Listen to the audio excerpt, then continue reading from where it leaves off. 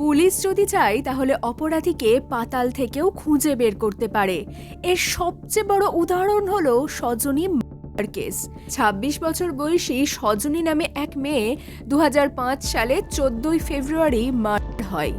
সাধারণভাবে দেখতে গেলে এটা একটা বাড়িতে চুরি করতে এসে মার্ডার মনে হলেও পুলিশের সবকিছু বুঝে ওঠার আগেই তার স্বামী পালিয়ে যায়।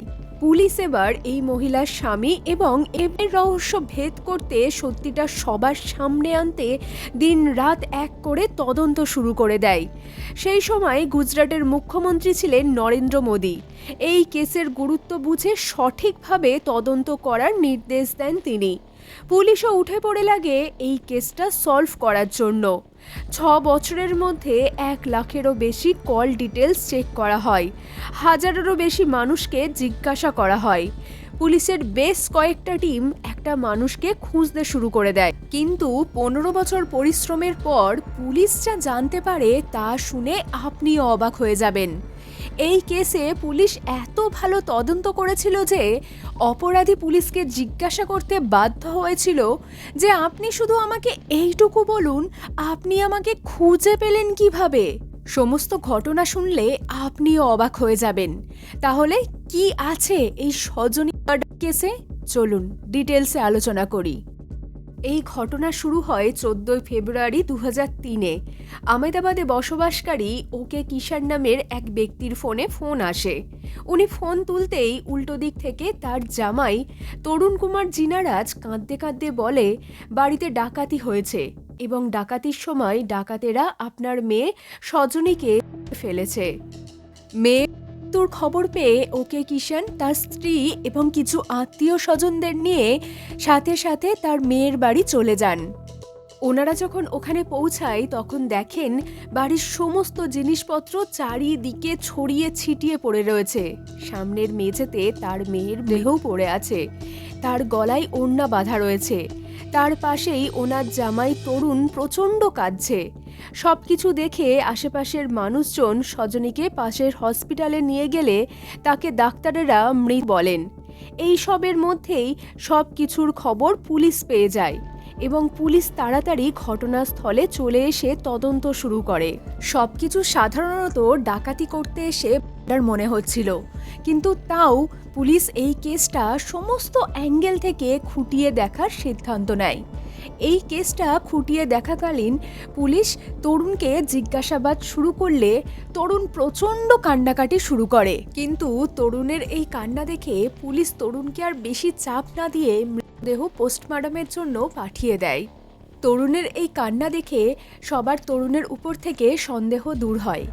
কিন্তু পুলিশ, সাধারণ মানুষ সবাই তরুণকে বিশ্বাস করলেও কুকুর হয়তো তরুণকে কোনোভাবেই বিশ্বাস করছিল না। তাই হয়তো তরুণকে তার স্ত্রীকে শেষবারের মতন হসপিটালে দেখতে নিয়ে আসলে পুলিশের কুকুর তরুণের দিকে বারবার ছুটে যাচ্ছিল, চিৎকার করছিল। স্ত্রীর মৃত্যুতে তরুণ এতটাই ভেঙে পড়েছিল যে ওই রাতে তরুণকে হসপিটালে ভর্তি করতে হয়। কিন্তু এটা কি হলো? পরের দিন সকালেই হসপিটাল থেকে তরুণ পালিয়ে যায়। পুলিশ তরুণকে খোঁজার অনেক চেষ্টা করে, কিন্তু কোনোভাবেই তরুণের কোনো খোঁজ পাওয়া যায় না। এবার সবাই কুকুরের চিল্লানির ওপর বিশ্বাস করে। সবাই এটা ভাবতে শুরু করে এর পিছনে নিশ্চয়ই তরুণের কোনো হাত আছে। এরপর সজনীর মা বাবা অরুণের নামে এফআইআর করে তার মেয়ের মৃত্যুর জন্য সে দায়ী বলে। এরপরও পুলিশ অরুণকে খুঁজতে ব্যর্থ হয়। সজনী কেস ২০০৩ সাল থেকে দেখতে দেখতে ২০০৬ সালে চলে আসে, কিন্তু এখনও কাউকে পুলিশ ধরতে পারেনি। এবার সজনীর পরিবার ন্যায় বিচার পাওয়ার আশায় গুজরাটের তৎকালীন মুখ্যমন্ত্রী নরেন্দ্র মোদীর কাছে যায়। প্রথমে অনেক চেষ্টা করেও তারা নরেন্দ্র মোদীর সাথে দেখা করতে পারে না, কিন্তু শেষমেশ নরেন্দ্র মোদীর সাথে তাদের দেখা হয়েই যায়। পুরো ঘটনা শোনার পর নরেন্দ্র মোদী পুলিশ অফিসারদের ডেকে সজনীর কেস ওপেনের আবার নির্দেশ দেন। এরপর আবার তদন্ত শুরু হয়। এত কিছুর পরও না সজনীর হত্যাকারীর কোনো খোঁজ পাওয়া যায় আর না সজনীর স্বামীর কোনো খোঁজ পাওয়া যায়। দেখতে দেখতে ৬টা বছর পেরিয়ে যায়। এবার 2012 সালে এই কেসের ইনচার্জ হয়ে আসেন ডিএসপি দীপক ভাদ্রান। ডিএসপি দীপক এই কেসটাকে নতুনভাবে চালু করেন। সবার প্রথমে এই কেসে জড়িত সমস্ত ব্যক্তিদের হিস্ট্রি খোঁজা শুরু হয় এবং একটা টিম তৈরি করা হয় সজনীর স্বামী তরুণকে খোঁজার জন্য, কারণ তরুণকে খুঁজে পেলেই অনেক প্রশ্নের উত্তর পাওয়া যাবে। এই জন্য পুলিশ কয়েক হাজার মানুষের প্রোফাইলের উপর নজরদারি শুরু করে। শুধু তাই নয়, এদের কল রেকর্ডের উপরও নজর রাখা শুরু হয় এবং সব নম্বরের কল ডিটেলসও বের করা হয়। এই রকম বেশ কিছু মাস চলতে থাকে। এই সময় পুলিশ 1 লক্ষেরও বেশি কল ডিটেলস বের করতে থাকে, কিন্তু কোনো নম্বরের সাথেই তরুণের কোনো যোগাযোগ পাওয়া যায় না। কিন্তু এত কিছুর পরও পুলিশ হাল ছাড়ে না। তারা তরুণের কাছের মানুষগুলোর নম্বরের উপর নজর রাখতে থাকে, বিশেষ করে তরুণের মা আনাম্মা ও ভাইয়ের ওপর। এবার পুলিশ অন্যভাবে চেষ্টা করে। একটি পুলিশ নিজের পরিচয় পাল্টে সাধারণ মানুষ সেজে তরুণের মায়ের বাড়িতে পৌঁছে গিয়ে তার সামনে অনেক নাটক করে পেইং গেস্ট থাকতে শুরু করে তার বাড়িতে। আসলে পুলিশ ভেবেছিল তরুণের মায়ের সাথে থাকলে হয়তো তরুণের কোনো খবর তারা জানতে পারবে। তরুণের মায়ের কাছ থেকে পুলিশ কিছু জানতে না পারলেও তাদের প্রতিবেশী পুলিশকে ইনফরমেশন দেয়। আসলে পুলিশ এখানে পেইং গেস্ট থাকতে থাকতে প্রতিবেশীদের সাথেও পুলিশের সুসম্পর্ক হয়ে ওঠে। তখন তাদের সাথে গল্প করতে করতে পুলিশ জানতে পারে আনাম্মার 2টো ছেলে, যার মধ্যে একজন আহমেদাবাদে থাকে আর একজন সাউথ ইন্ডিয়াতে থাকে। পুলিশের কাছে এটা ছোট কিন্তু খুব গুরুত্বপূর্ণ ইনফরমেশন ছিল। এরপরও পুলিশ আনাম্মার উপর নজর বজায় রাখে। তখন শোনা যায় আনাম্মা মাঝে মধ্যে কেরালা যায়। এর মধ্যে আনাম্মা কেরালায় যায়, কিন্তু ওখান থেকে ব্যাঙ্গালোর গেছে। এবার পুলিশ এটা খুঁজতে শুরু করে দেয় যে আনাম্মার ব্যাঙ্গালোরে যাওয়ার উদ্দেশ্যটা কি। এর উত্তর পাওয়ার জন্য পুলিশ আনাম্মার মোবাইলের কল রেকর্ডিং দেখা শুরু করে। তার ফোনে আসা প্রত্যেকটা নম্বরের ডিটেলস তারা বের করতে থাকে। কয়েক মাস ধরে এরকম চলতে থাকে, কিন্তু কোনো কিছুই পাওয়া যায় না। কিন্তু এরপরও পুলিশ অরুণের মায়ের ফোনের উপর নজর রেখেই চলে। শেষমেশ পুলিশের এই প্রচেষ্টা প্রায় সফল হয়। আসলে আনাম্মার ফোনে একদিন একটা ফোন আসে। যখন ওই নাম্বারের ডিটেলস বের করা হয় তখন জানা যায় এই নম্বরটি নিশা পারভিন নামের এক মহিলার, যে ব্যাঙ্গালোরে থাকে। পুলিশ এই নিশার ব্যাপারে এবার খোঁজ নেওয়া শুরু করে। তখন আবার আনাম্মার ল্যান্ডলাইনে আর একটা ফোন আসে। পুলিশের কাছে এটা একটা বড় সাফল্য ছিল। এই নম্বরের কল ডিটেলস বের করলে জানা যায় এটা ব্যাঙ্গালোরের একটা মাল্টি ন্যাশনাল কোম্পানির নাম্বার। এবার পুলিশের একটা টিম ব্যাঙ্গালোরে ওই কোম্পানিতে পৌঁছে যায়। এই কোম্পানিতে প্রায় 35,000 কর্মচারীর ডেটা ছিল। পুলিশ এক এক করে সব কর্মচারীর ডেটা চেক করে, কিন্তু তার মধ্যে একজনেরও নাম তরুণ ছিল না। এবার পুলিশ অন্য একটা প্ল্যান করে। তরুণের অনেক পুরনো একটা ফটো নিয়ে এই কোম্পানির আশেপাশে কয়েকজনকে দাঁড় করিয়ে দেয়, তবে সেটা গোপনে, অফিসে আসা সবার উপর নজর রাখার জন্য। অবশেষে একদিন এক ব্যক্তি বলেন যে এই ব্যক্তির মতন একজনকে সে এই বিল্ডিংয়ে দেখেছে। এবার পুলিশ সব ব্যক্তির ডিটেলস যখন কোম্পানির কাছে চায়, তখন কোম্পানি থেকে বলা হয় যে পুলিশ যাকে তরুণ বলছে আসলে সে এই কোম্পানির এক্সিকিউটিভ পারভিন ভাটেলা। পুলিশ বুঝতে পারে এখানে তরুণ নিজের নাম বদলে থাকছে। এবার আহমেদাবাদের পুলিশ যত তাড়াতাড়ি সম্ভব তরুণকে অ্যারেস্ট করতে চাইছিল, কিন্তু তারপরে তারা এই প্ল্যান চেঞ্জ করে দেয়, কারণ তরুণ যদি গুণাক্ষরেও জানতে পারে তাহলে সে আবার পালাবে। তাই ক্রাইম ব্রাঞ্চের একজন স্পেশাল অফিসার সে সিভিল ড্রেসে পৌঁছে যায় ওই কোম্পানিতে। সেদিন ছিল তরুণের নাইট ডিউটি, তাই সে অফিসেই নাইট ডিউটি করছিল। অফিসার সিভিল ড্রেসে সোজা তরুণের কেবিনে গিয়ে হাত বাড়িয়ে বলে, হ্যালো মিস্টার তরুণ। এত বছর পর প্রথম তাকে তরুণ বলে কেউ ডেকেছে। এটা শুনে তরুণ ঘাবড়ে গিয়ে ঘামতে থাকে। এদিকে হ্যালো মিস্টার তরুণ বলার সাথে সাথেই তরুণও অফিসারের দিকে হাত বাড়ায়। তখনই কনফার্ম হয়ে যায় এটা তরুণই, যে নাম বদলে এই কোম্পানিতে কাজ করছে।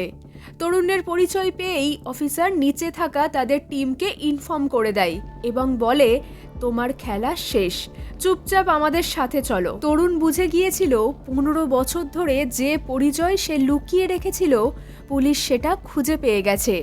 এই জন্য ও কিছু না বলে চুপচাপ পুলিশের সাথে যেতে থাকে। যেতে যেতে তরুণ পুলিশের কাছে শুধু একটা প্রশ্ন করে, আপনারা শুধু আমাকে এইটুকু বলুন যে আপনারা আমাকে কিভাবে খুঁজে পেলেন। 25শে অক্টোবর 2018 তরুণকে গ্রেপ্তার করে আদালতে পেশ করা হয় এবং জজ সাহেব জিজ্ঞাসাবাদের জন্য তাকে পুলিশ হেফাজতে পাঠিয়ে দেয়। পুলিশ জিজ্ঞাসাবাদের সময় আশ্চর্য হয়ে যায় সব কথা জানতে পেরে। পুলিশ সবার আগে 15 বছর আগে মৃত্যু হওয়া সজনীর ব্যাপারে জানতে চায়। তখন তরুণ বলে আসলে বাড়িতে কোনো চুরিই হয়নি। সজনীর সাথে বিয়ের পর সে কখনো খুশিই ছিল না, কারণ সে একটি অন্য মেয়ের সাথে সম্পর্কে ছিল। কিন্তু বাড়ির লোকজন জোর করায় ব্যাংকে চাকরি করা সজনীর সাথে সে দেখা করে এবং 2002 সালে সজনীকে বিয়ে করে। কিন্তু খুব তাড়াতাড়ি তার সজনীর উপর থেকে মন উঠে যায় এবং ভ্যালেন্টাইন্স ডের দিন সে তার গার্লফ্রেন্ডকে কথা দেয় যে সে খুব তাড়াতাড়ি তার জন্য একটা দারুণ গিফট আনছে। এরপরই সে বাড়িতে আসে এবং তার স্ত্রী অর্থাৎ সজনীকে তারই ওড়না দিয়ে গলায় দিয়ে ঝুলিয়ে দেয়। এরপর তরুণ বাড়ির সমস্ত জিনিসপত্র চারিদিকে ছড়িয়ে ছিটিয়ে ফেলে দেয়, যাতে দেখে মনে হয় বাড়িতে চুরি হয়েছে। এরপরই সে চুরির নাটক করতে শুরু করে। প্রথমে পুলিশ তরুণকে সন্দেহ করে এবং পরে যখন পুলিশের কুকুরও তরুণকে সন্দেহ করে বারবার চিৎকার করে তার দিকে ছুটে যাচ্ছিল, তখন তরুণ সুযোগ বুঝে ওখান থেকে পালিয়ে যায়। পালিয়ে সে তার গার্লফ্রেন্ডের কাছে যায় এবং গিয়ে বলে যে আমি আমার স্ত্রীকে মার করে দিয়েছি, এবার আমি তোমাকে বিয়ে করব। এই সব শুনে তরুণের গার্লফ্রেন্ড তাকে ঘাড় ধাক্কা দিয়ে বাড়ি থেকে বের করে বলে আমি কোনো অপরকে বিয়ে করতে পারবো না। তরুণের কথাই এরপর সে ভূপালে থাকা পারভিন ভাটেলা নামে এক বন্ধুর কাছে যায়। পারভিন ছিল কলেজে তরুণের জুনিয়র। সে পারভিনকে বলে যে তার ব্যবসায় বড় লস হয়ে গেছে, তাই তার কাছে না আছে কোনো বাড়ি, না আছে টাকা পয়সা, আর না আছে কোনো কাজ। তাই সে যদি তাকে কোনো একটা কাজের ব্যবস্থা করে দেয় তাহলে খুব উপকার হবে। তরুণের অবস্থা থেকে পারভিন তাকে তার কোচিং সেন্টারে ইংলিশ টিচার হিসাবে কাজে রাখে। এখানে কাজ করতে করতে তরুণের মাথায় বদবুদ্ধি আসে, তাই সে পারভিনের কাছের মানুষ হয়ে ওঠে। তারপর সে তার পার্সোনাল কম্পিউটার ব্যবহার করে এবং সেখান থেকে লুকিয়ে চুরিয়ে পারভিনের সমস্ত ডকুমেন্টস সার্টিফিকেট স্ক্যান করে সেইগুলোকে জাল করে পারভিনের ছবির জায়গায় নিজের ছবি বসিয়ে পারভিনের পরিচয়ে বাঁচতে শুরু করে। শুধু তাই নয়, সে পারভিনের পরিচয়ে পাসপোর্ট ও বিভিন্ন সরকারি ডকুমেন্টসও বানিয়ে নেয়। মাঝে কিছু বছর এদিক ওদিক ঘুরলেও 2012 সালে সে ব্যাঙ্গালোর চলে যায়। সেখানে সে পারভিনের নামে একটি বড় মাল্টিন্যাশনাল কোম্পানিতে বছরে 22 লাখ টাকার প্যাকেজে চাকরি করতে শুরু করে এবং সে কোম্পানির তরফ থেকে 3 বার আমেরিকাও যায় ওই নকল পাসপোর্ট ও ডকুমেন্টসের সাহায্যে, এবং সে ধরাও পড়ে না। এরপর 2012 সালে তার নিশা নামে একটি মেয়ের সাথে পরিচয় হয় এবং সে নিশাকে বলে যে একটা অ্যাক্সিডেন্টে তার বাবা মা দুজনেরই মৃত্যু হয়েছে। তরুণের মিথ্যে গল্পের জালে সে নিশাকে ফাঁসিয়ে বিয়ে করে ব্যাঙ্গালোরের একটি লাক্সারি অ্যাপার্টমেন্টে থাকতে শুরু করে দেয়। বিয়ের পর তরুণের মা বাবা যখন ব্যাঙ্গালোরে আসে তখন তরুণ নিশাকে বলতো এটা তার কাকা কাকিমা। বিয়ের পর তরুণ ও নিশা দুটি সন্তানও হয়। এই ঘটনার পর তরুণকে জেলে পাঠানো হয়। এখনও সে জেলেই আছে। এই ব্যাপারে নিশাকে জিজ্ঞাসা করলে নিশা বলে আমি তো একে পারভিন ভাটেলার নামেই চিনি। এই কেসের ব্যাপারে যদি বলি তাহলে যে একসময় লাখ লাখ টাকা মাইনে চাকরি করত, এখন সে জেলের হাওয়া খাচ্ছে এবং এখন সে বারবার বেলের জন্য অ্যাপ্লাই করছে, কিন্তু কোনো আদালতই তাকে বেল দিচ্ছে না। পুলিশ যখন এই কেসটা সলভ করেছিল তখন সারা দেশ জুড়ে আহমেদাবাদ পুলিশের খুব প্রশংসা হয়েছিল। তাহলে আজকে এই পর্যন্তই। খুব ভালো থাকবেন, সুস্থ থাকবেন আর সাবধানে থাকবেন।